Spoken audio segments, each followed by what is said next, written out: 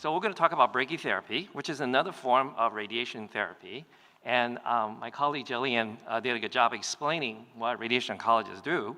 Our goal is to aim the radiation, so we'll minimize radiation outside the area we want to treat. Because the idea is we want to get high dose, in this case to the prostate, we'll minimize those to the normal structure. And radiation, of course, is invisible, we can't see, so we need our physicists to help us to know exactly where it is. And oftentimes what we do is we use these false imaging colors, images to show where the radiation dose is. So like these images, these shows the radiation dose in different colors. Like the red is where it gets the 100% dose, and the yellow is like 50% or less, and the blue is where it gets 25% or less. So, and this is a comparison of the dosimetry generated by different radiation treatment techniques. So on the top left is 3D conformal radiotherapy we used in the 90s. And then IMRTs, where we started using in 2000s. And then VMAT is what we currently use, was for SBRT. And then the bottom are proton, the two different kind of protons, the pencil beam and the scanning electron, the intensity modulated proton beam. So we got all of them up there, and the last one on the right-hand corner is brachytherapy. So as you can see, without going to quantitative analysis, that the radiation is minimized when you use brachytherapy, when you have the radiation source actually in the area that you try to treat. So, so the last 20 years or so, we're trying to demonstrate this physics advantage translate into a clinical improvement in patient outcome. So it looks great on the paper, but does it really work? Does it really help people?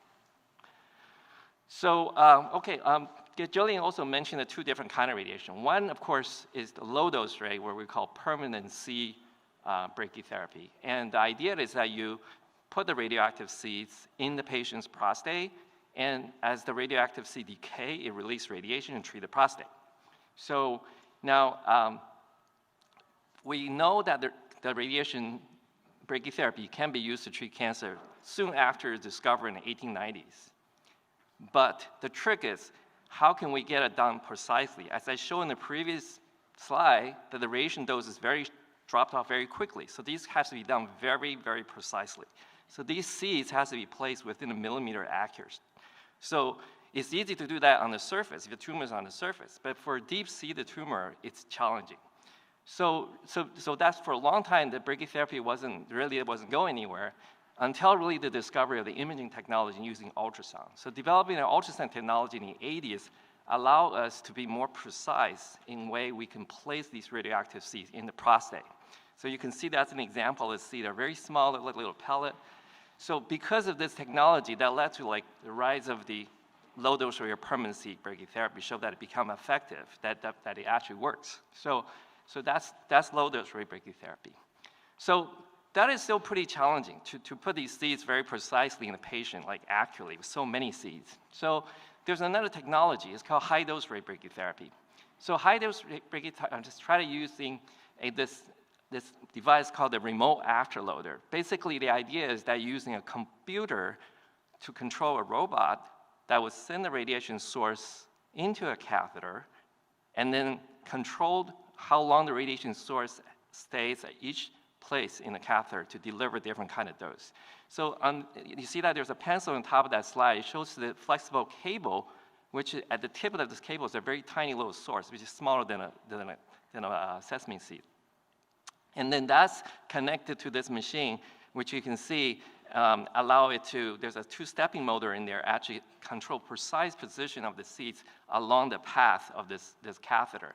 And the catheter, of course, is in the prostate, and then it's during the treatment, the patient's connected to the afterloader, and the radiation source would go from the afterloader to the cables into the catheter and deliver the treatment, and then goes back into the machine. So the seed is not left in the patient. That's what we call a temporary implant, okay?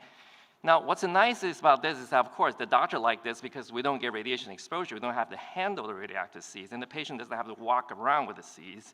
And the seeds stay within the catheter, so you never have a chance they will go somewhere else. It's going to stay within where the catheters are placed. So the other thing that's really cool is that if you can use a computer control the stepping unit, you can actually draw the seed. You see the right-hand corner slide, it shows you what happens when the source travels along the catheter. You can control where it stays, and you can get all these kind of different shape or different dose distribution that you can create based on the patient's anatomy. So you can really customize the treatment. You can kind of avoid certain things, where you can increase those certain parts. So that's really the advantage of using this technology. But the one important thing is that this is temporary, so you can't leave the C in there. So Jillian mentioned some of the radiobiology, the importance of gave the radiation over a period of time. So that was something that we didn't know if that we can do so. Because patients either have to have multiple procedures or they have to stay in the hospital for multiple treatments. Okay, so a little more about the imaging technology. So when we place these catheters, we use ultrasound guidance. On the left side, there's an ultrasound cross-section of the prostate, the procedure is very similar to prostate biopsy. So we use image-guided placement of catheters, so it could be, very precise. And now the middle image just kind of is a side view of the area where these catheter goes in. And we always do a cystoscopy at UCSF to verify the tip of these catheters not punctured. They have to be up against the bladder, but we don't want them to go into the bladder. So that's why we do cystoscopy as part of the procedure. So this procedure is done under general anesthesia. That's another important thing. So external radiation, you don't have to have anesthesia. You could do it as outpatient, but the brachytherapy, you do have to have anesthesia. So this is the second piece of it, which is the computer technology that allow us to kind of superimpose on these information. So we can really take advantage of the image guidance. We can use different kind of modality, MRI, CT, to kind of to see our target better.